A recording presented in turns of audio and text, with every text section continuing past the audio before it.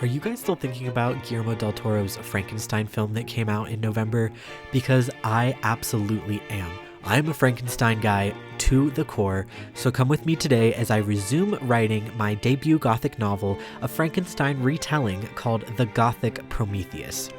I'm using this video to set the atmosphere, the vibes, and the cozy mood to get me back in the spirit of writing. There's going to be Gothic atmosphere, soft goth vibes, incredible music throughout the way, and some clips from the old Frankenstein that I absolutely adore. So let's jump right in and take a look at the Gothic Prometheus. How many times can I say goth or gothic? You guys will have to let me know down below.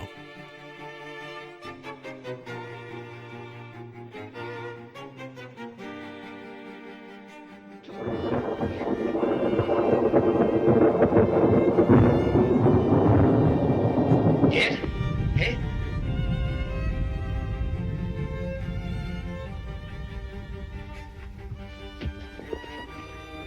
Quite a good scene, isn't it? Welcome back to my channel. Today we are going to be continuing work on my Frankenstein novel titled A Gothic Prometheus. I started this novel for NaNoWriMo of 2025, and I did really good in my opinion as someone who has never finished a novel before. I hit about 70 pages, I think, which to me is a lot, but I know most people were like actually finishing their novels in NaNoWriMo. I was not. I previously had started another novel called An Arabian Escape, and that one was also about 70 pages when I stopped or paused. There's actually a preview of the Arabian Escape one on my Substack if you're curious, which is below. But today I need to really lock in and continue working on my Frankenstein novel. So I paused writing this over Christmas, over the holidays when I was traveling. I stopped writing, and basically since the beginning of January have not continued working on the novel in any aspect. So I kind of need this video motivation to sit down and continue writing. To help with that, I did pick up a book at the library. I picked up In the Shadow of Frankenstein, Tales of the Modern Prometheus. This is an anthology novel of the original Frankenstein text and then a lot of stories of Frankenstein, commentaries on Frankenstein. So I thought first we will go through and do a little reading vlog as I read a couple of these to gain some more inspiration. You can see in the contents here, these are like all of the stories that are within this novel. So let's go through and find one that seems kind of interesting to start. The first one I'm going to try is Creature Comforts by Nancy Kilpatrick. Nancy Kilpatrick seems to be a pretty prolific horror writer, and from the works described on her biography, I think she's going to be so cool for this, especially because she said, quote, "The creature likely was in his 20s around Victor's age. He's described as tall, pale, and scarred. Sounds like rock star material to me." And it's kind of like almost giving Lestat vibes. And I'm very excited to see what she has to say about the rock star vibes of Frankenstein. And then we are going to be reading John Brunner, Tantamount to Murder. That's on this page. He was one of Britain's most prolific and influential science fiction writers. He's actually won the Hugo Award, which is pretty cool. The story that follows, which was written especially for this book, blends a number of genres. And it's only like 5 or 6 pages, so I think his version is going to be super sick too. So let's jump into reading a little bit. This is my outfit for the day. Cozy alt, little bat shirt, and then my patchwork pants. And actually,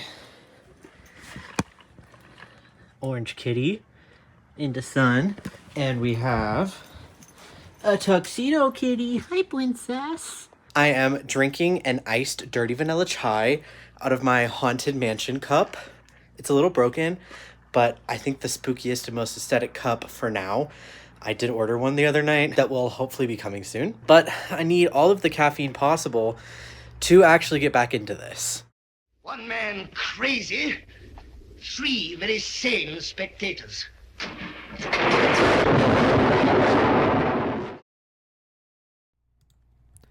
One of the things that makes me feel the most creatively motivated and reconnecting with my true internal creative self is honestly being outside on a warm spring day. It's kind of just like clarifying all of the bad winter stuck energy that I have been holding onto and replacing it with this renewed, beautiful, creative, sunshiny energy of spring. So being able to sit out on the balcony off of my bedroom and pick up this incredible Frankenstein compilation has been so refreshing and renewing. It is exactly what I needed. This book is actually full of a ton of dark gothic tales and retellings of Frankenstein, different angles of it, some essays about the morality of Victor Frankenstein, and all of these dark reflections upon the original Mary Shelley novel. And actually the novel is in this bound compendium as well.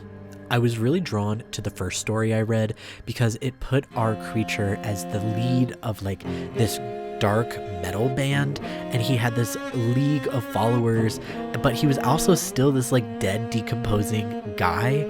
I think his stage name was like The Creature, which makes sense, but this book is full of things like that, and honestly it helped me get in the vibe of my own retellings because you can really put any spin you want on it and it's still going to be like to the core this push and pull of God and fatherhood and morality. It's so beautiful.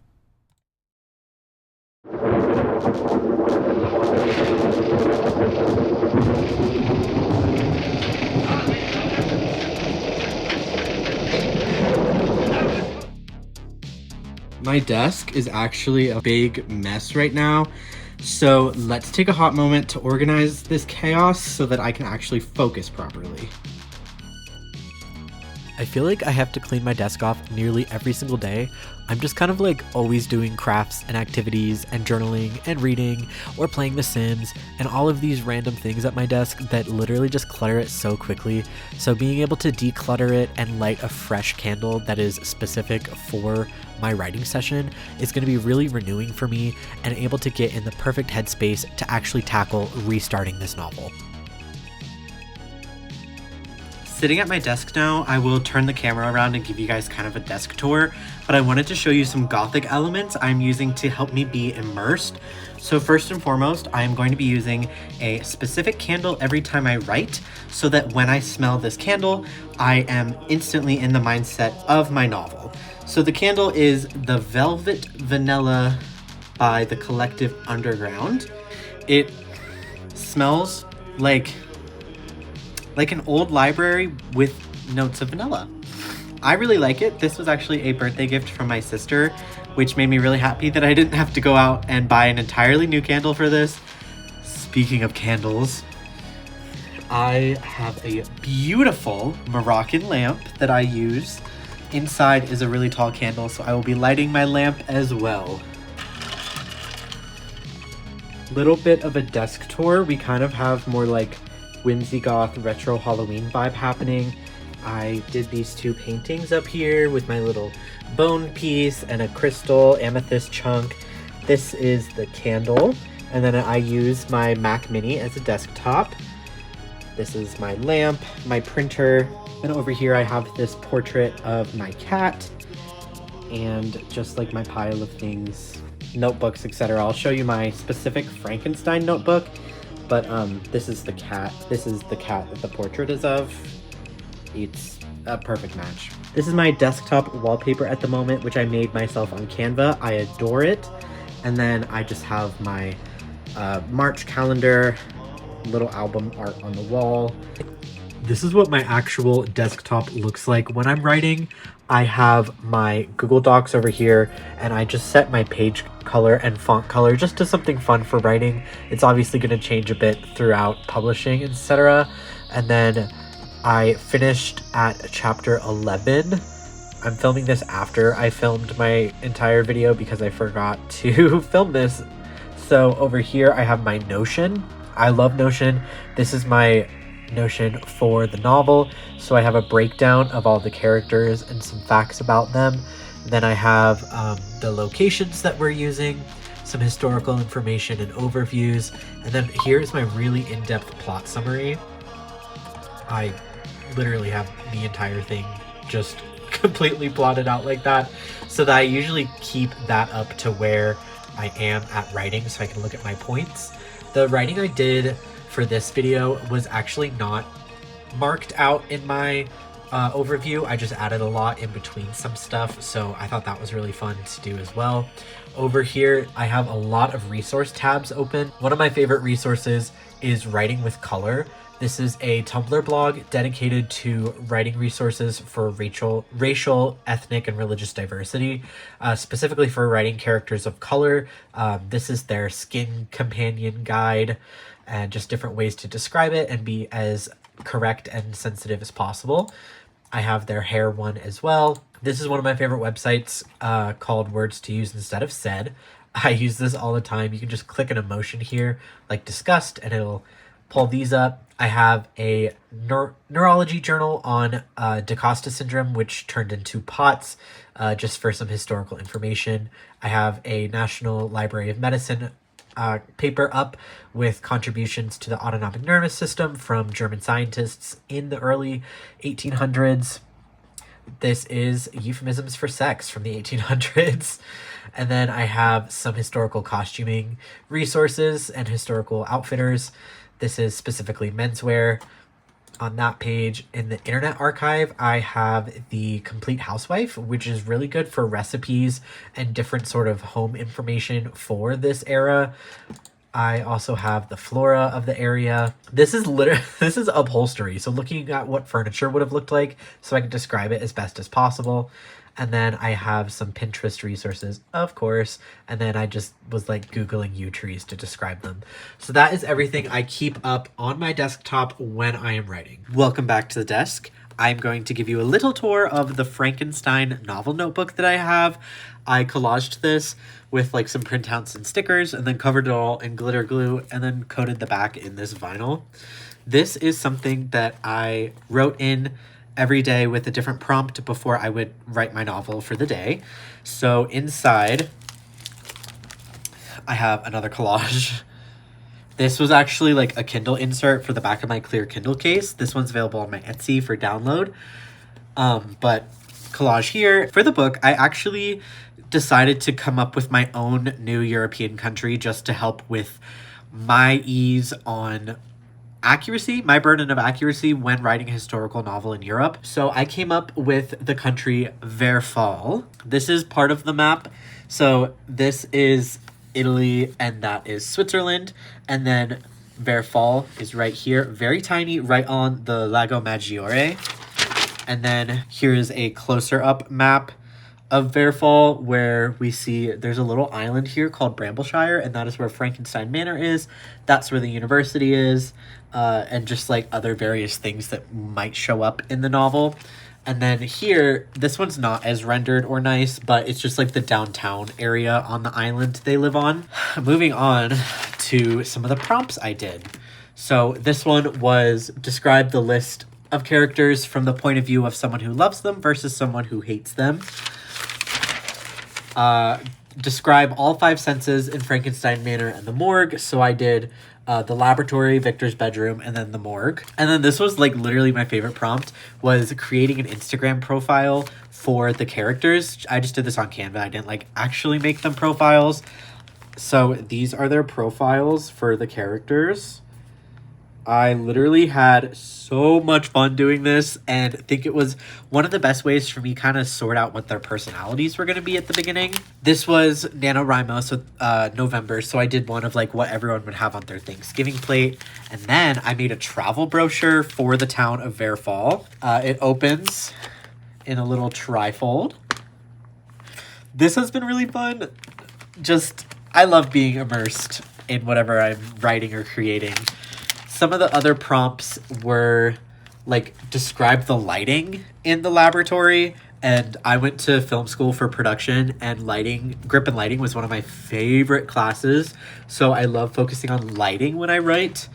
I wrote create a first page of a newspaper for your setting. So floods and thunder, missing dancer, Friar's fourth venture.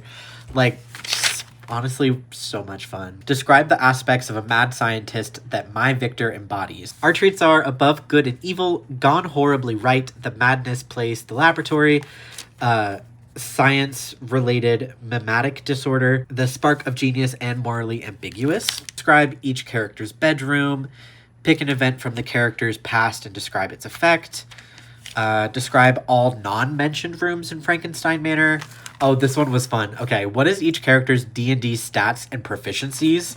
So I have their characters broken down here, their stats, and 2 proficiencies. So let me tell you Victor. So my version of Victor is chronically ill, and because I'm chronically ill, I have POTS, fibromyalgia, hypermobile Ehlers-Danlos syndrome, gastroparesis, alpha thalassemia, a couple other things too. So I'm kind of using this as an outlet to write about my own pain and like mental struggles with disability through Victor's character. And that's one of the motivators for him building people, is like eventually he wants to build himself the perfect vessel because he feels his vessel, due to chronic illness, is so deeply flawed that he just wants to completely start again, which I very much relate to, but I'm not out here building a whole person from it. So Victor's stats: for strength, he is a 5, dexterity 7, intelligence 18, wisdom 13, charisma 11, constitution 6, and his 2 proficiencies besides medicine are investigation and sleight of hand. I thought that was very fun. Their imagined race and class. Victor, I have him as a tiefling artificer, but I feel like, I don't know if I necessarily agree with that, the tiefling part anymore. What is each character's deep dark fear? And then I have some prompts that I haven't filled in yet along the way, because I just wrote out 31 prompts and just kind of pick and choose. So like I have another empty prompts. What does your character want above all else? How do these wants interact with each other? How does each character celebrate Christmas/winter holidays? What exists in the attic at Frankenstein Manor? Make a playlist based on the nature surrounding the manor. This is my little playlist page. I think it's really cute. Describe annual celebrations held in Brambleshire. The example was Stars Hollow because they always have some sort of festival happening. So I wanted to describe one for Brambleshire, the island that this takes place primarily on. Ooh, my favorite. I say my favorite. One of my favorite character prompts I did was write each character's bedtime routine and ritual. So I have a character named Briar Lockwood. She is the girlfriend of Elizabeth in this story, and Elizabeth and Victor were like adopted siblings. So like his family adopted Elizabeth and they grew up like best friends. There's not really romance between him and Elizabeth because my Victor is also homosexual. So Elizabeth has a girlfriend named Briar. Briar's father owns the morgue that they get the body parts from. Briar also is secretly studying in medical school without actually being enrolled because it was the early 1800s and women were not allowed in medical school yet, but she's taking courses secretly behind the university. So Briar's bedtime routine. Briar retires earliest of the group. Heading up to her room with a pastry and a fresh cup of herbal tea, she sits at her desk where she studies Henry's textbooks and coursework to the wee hours of morning, or until her eyes refuse to stay open. Then she either collapses in her own bed or sneaks into Elizabeth's chambers. Write a plaque to place in front of the historical manor. Write each character's first memory. How does each character act on a frozen winter lake? What sort of flora and fauna exist around the manor? And then I have been adding some like scenes to add or expand upon, which is basically everything.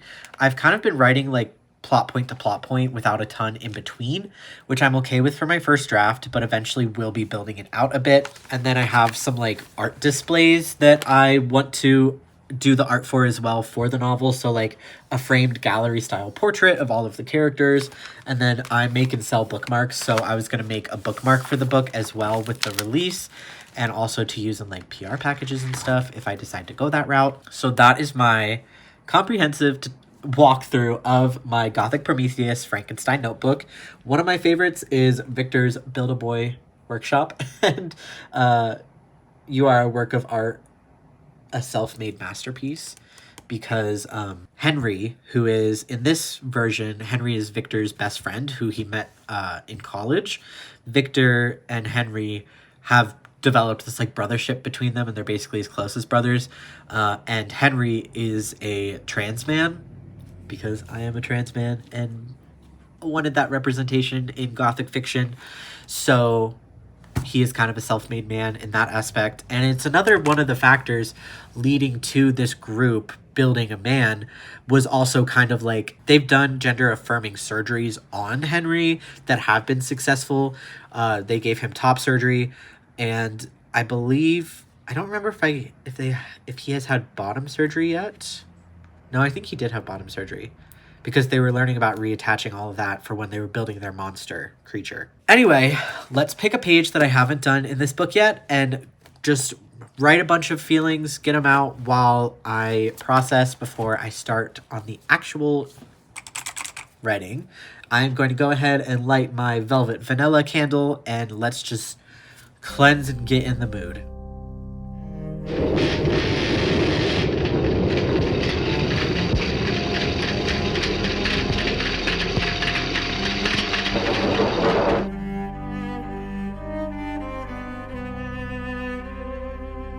Honestly, I highly recommend keeping some sort of physical notebook, binder, journal, whatever you may, if you are writing your own novel or any sort of creative writing short story, because writing with your physical hand on paper, there are so many studies that prove that that really just enforces this creative connection between your mind and your body.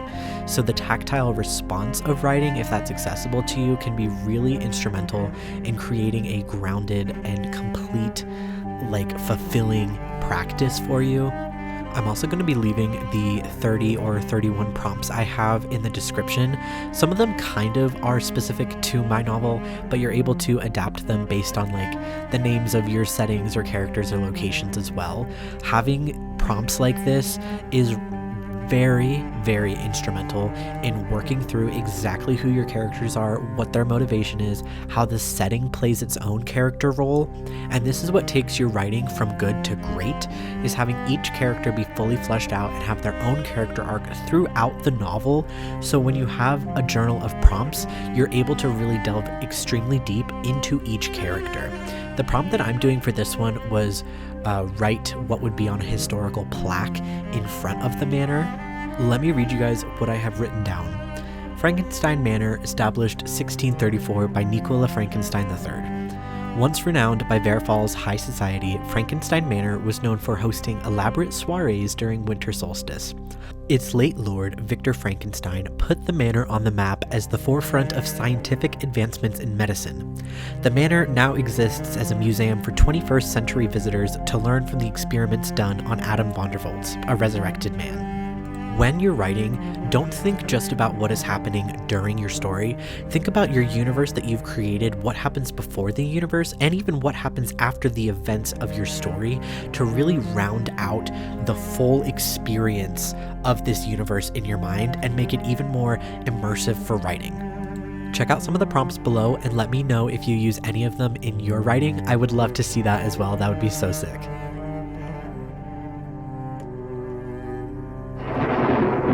It's alive. It's alive. It's moving. It's alive. Oh, it's alive. It's alive. It's alive. It's alive. Okay, a little check-in. I have been writing for about 2-ish hours, an hour and a half now, and I'm starting to get a little burnt out, also because my health isn't epic right now. I really need to do one of my infusions. I had a nurse come to give me something called cath flow that has to sit in my line for a while. So I'm getting a little burnt out, but I have written 833 words today, and I really want to push and try to hit 1,000 words today. Technically, it's only been 5 pages that I've written, but I feel like the word count matters more than the actual pages because formatting changes all the time. So I'm going to really push myself to try to do 1,000 words today. I'm having a lot of fun though, and I feel like this is exactly what I needed to push me back into working on this regularly. I just forgot how much I love these characters and this world and how much I just want to I feel like I'm in there with them when I'm writing and we're getting to tell our story together. That sounds so cliche. I feel like every writer says that, but it's true. This is not just my story. This is the character's story as well. And they're kind of writing it with me.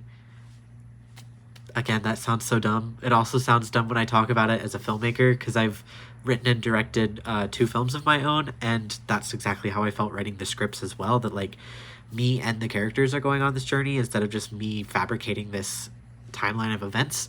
So I'm going to keep following my stream of consciousness on this and see where we end up. My detailed outline actually skips quite a bit of what I'm adding right now.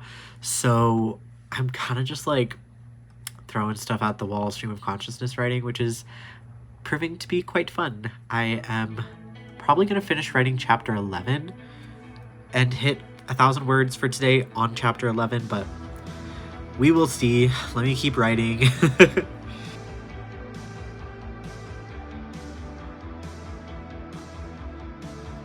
Honestly, I really wish I could build myself some sort of gothic den if we weren't renting this apartment and instead like owned our own house. Then I could build up these like faux stone walls, put up giant tapestries, and make this beautiful only candlelit space just for reading and writing gothic fiction, because I do have to say gothic fiction and gothic literature is my favorite genre to read, but also to write. I've been doing a lot of studying. There was a masterclass by the like masterclass company on gothic horror writing, which I have been diligently watching and taking notes. I've never actually written horror before. I usually just write straight romance, contemporary romance, fantasy romance, historical romance, all of those kind of romances, but horror is new to me, and I'm really enjoying the process of learning how to make horror scary and taking notes from people like Stephen King and some lessons that I took in film school about Alfred Hitchcock and similar early horror filmmakers, writers, directors who used the anticipation as the horror instead of the actual events of horror, because sometimes the scariest thing isn't what's right in front of you, it's what's right in front of you that you can't even see. And that anticipation of what is happening around you, sometimes the darkness can be scarier than the monster. So I'm trying to implore a lot of that use in my novel. I'm just kind of throwing everything I can at the wall for this first draft, and then I'm going to be combing and really deeply editing before the second draft so that I can kind of just have all of my ideas in one place that I can refine from there and hopefully make the best gothic literature romance I'm able to create.